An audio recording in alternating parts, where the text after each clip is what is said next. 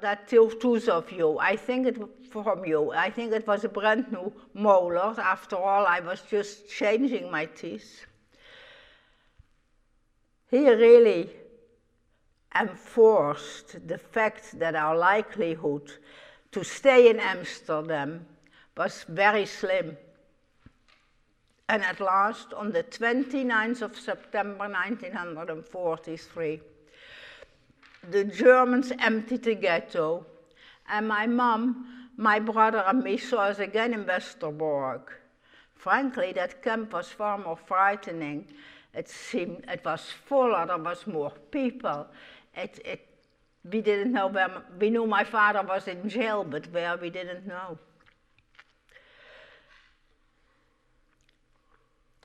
And the transports to the east became far more menacing.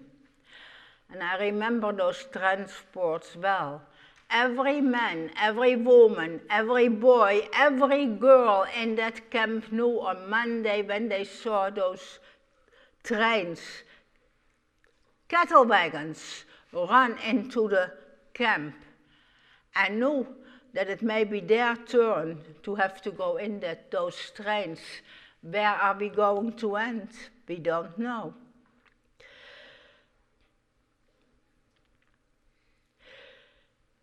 That menace was sickening.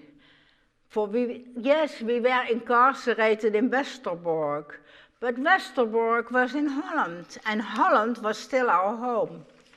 What was in store for us was frightening. And I remember how every Monday night the SS came in our barracks. The fright that took hold of everyone cannot be described. And I can hear the yelling and the screams of the people whose names were called and had to leave. I can still feel the relief of those whose names were skipped. And they could stay in Westerbork. Yes, incarcerated in Westerbork. Westerbork was still in Holland, and Holland was our home. We could stay there for one more week. Shortly after we arrived, again in Westerbork, my dad was released from jail and also sent to the camp. And there, like a common criminal, had to be in a special jail barrack. He also had special clothes. He had an overall with a red back in it. He wore that all during the following years because it was the only thing he had on his body. And so everybody could see he really was a dangerous prisoner.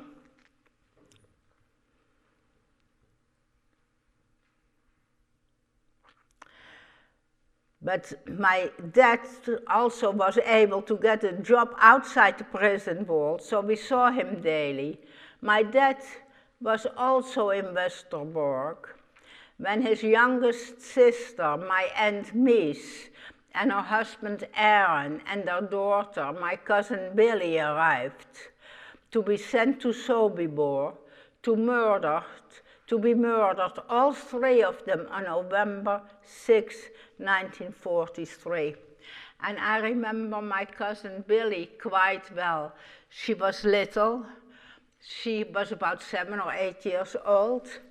She had a beautiful head of blonde curls, and she would put her hand on your throat when you talked to her.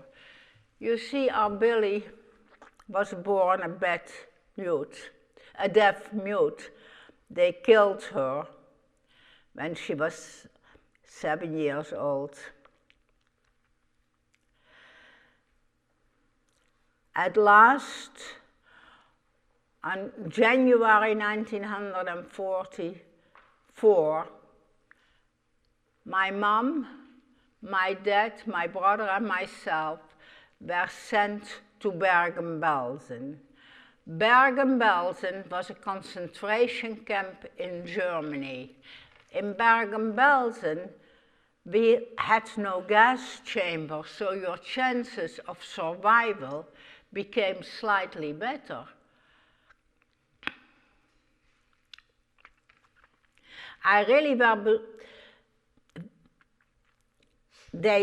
We were in Bergen-Belsen for 14 months.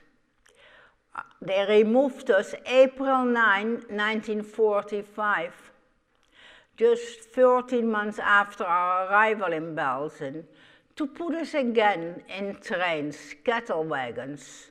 No food, no water, no facilities. I believe that we were supposed to be transported to Theresienstadt. We lived in those boxcars without food or water. Whenever the train stopped, those of us who were able to went off the wagons and tried to find a potato or a piece of bread or a carrot, whatever was edible. We were supposed to have gone to another camp, but we were surrounded by the English, Americans and Russian armies, but our train kept rolling. We went through a good deal of Germany. I even remember that we stopped in Berlin. That city was flat, and I'll never forget the nightmare of that 14-day long ride. To me, it had been the most frightening time. We were pushed in the cars, really cars not fit for human travel. 70 to 90 people maybe in a car. We were exhausted. People died every day. Sometimes we could bury them on the side of the road. Sometimes we just threw them out of the wagon. The 5 years of war are described in my mind, but those trains was the most horrendous and unbelievable experience. Eventually, we had been surrounded by the English, the American and the Russian army. On the 23rd of April 1945, the Russian army liberated us in a town called Tröbitz, near the Polish border. All four of us, my mom, my dad, my brother and myself. It really was a miracle. But on the 26th of April, we lost my mom. She died during that night. She knew we had been liberated. I guess she just could not cope any longer. She had been a very young woman. She was only 36 years old. And you know, I've missed her every day of my life. I'd like to tell you that during the years 1942, July 1942, and September 1944, 93 trains, mostly sealed boxcars without food nor water, left Westerbork. Those 93 trains carried men, women and children, 103,000 of them. 34,000 Dutch Jews were sent to Sobibor, a camp in Poland. Out of 34,000 people, 19 survived.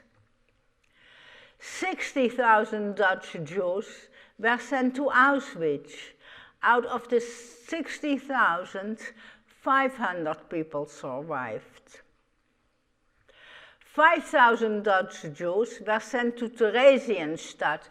Theresienstadt had no gas chamber, so your chances, if you can stay there, of survival become a little better. 1,300 survived. 4,000 Dutch Jews were sent to Bergen-Belsen. Also, we had no gas chambers in Bergen-Belsen, or I wouldn't have been here today. 1,100 of us survived. Out of 103,000 Dutch Jews, there had been only 2,919 survivors. It's very hard to visualize. Try to think of this as 1 out of every 35 people survived this. And every time I find it unbelievable that And I'm very grateful that I'm able to talk about that experience. How has it been possible to survive the humiliation? And when I speak to you, I like to remember all those whose humanness has been denied, while the whole world stood back and grew silent. They suddenly believed that a Jew was not really a person anymore. And when I relive the past, it will only make sense if doing so it will help future generations to always and never forget the genocide and its millions of victims. I hope I have been able to transmit some values to all you young people. I feel strongly that to speak about these incomprehensible crimes have never been greater than today. Dislike of those different than us can lead to gas chambers. Let's never deny that truth. I'll conclude now in the hope that you can understand a little what can occur when respect for human dignity is lost. And I do feel strongly that the importance to speak about these incomprehensible crimes have never been greater than today. Dislike of those different than us will lead to gas chambers. Let us never ever deny that fact. Always guard yourselves, protect our freedom, and don't ever take that precious freedom for granted. Always remember, racism is evil. It debases and degrades the dignity of men, all men. Thank you.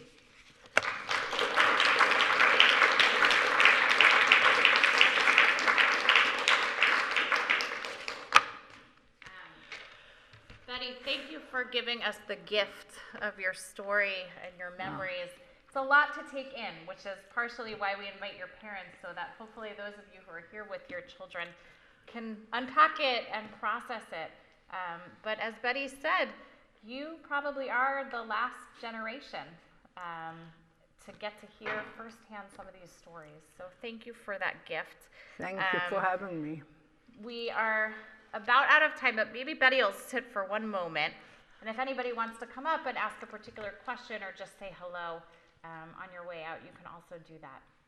I hope that many of you will join us on Wednesday night at KTI with our wider community as we continue to remember, to honor the survivors and to mourn the victims. And have a good evening, everyone. Thank you.